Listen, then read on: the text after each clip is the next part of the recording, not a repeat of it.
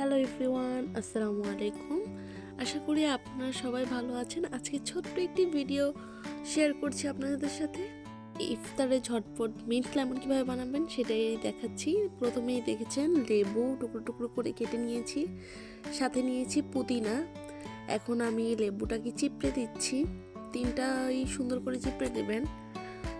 এই লেবুগুলোতে একটু রস কম ছিল, তাই আমি কিন্তু এখানে খুব ট্রাই করছিলাম যেন পুরো রসটাই বের হয়। এই মিন্ট লেমনটা অবশ্যই আপনারা একবার বাসায় ট্রাই করে দেখতে পারেন। এতটা রিফ্রেশিং, ইফতারের মধ্যে খেলেই আপনারা বুঝতে পারবেন কতটা মজাদার। তারপরে এখানে আমি দিয়ে দিচ্ছি পুদিনা পাতা। এখানে আরেকটু বেশি দিলে ভালো হতো, আমি এটুকুই দিয়েছি। তারপরে এখানে দিয়ে নেব স্বাদ মতো চিনি।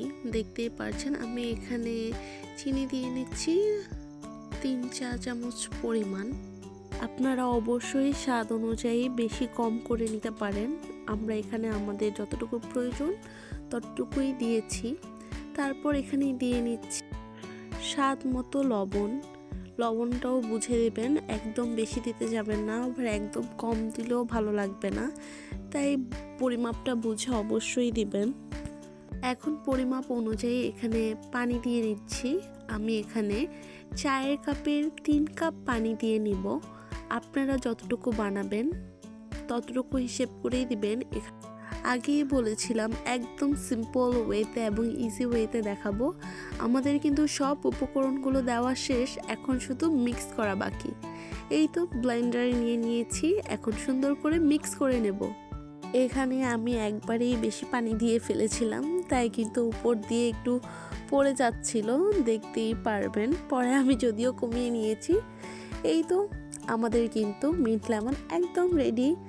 আমি সবাইকে সাজেস্ট করব একবার হলেও ট্রাই করে দেখবেন। এটা কিন্তু খেতে খুবই মজাদার, আমাদের স্বাস্থ্যের জন্যও ভালো। তো এই তো আমাদের মিন্ট লেমন রেডি। উপরে আমি একটু পুদিনা দিয়ে দিলাম। তারপরে আমি দেখাচ্ছিলাম আজকে আমি কি ইফতার করব।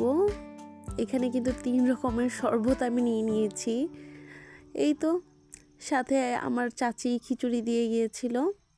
আজকের মতো এখানেই শেষ করছি, আবার অন্য একটি ব্লগে দেখা হবে ইনশাল্লাহ।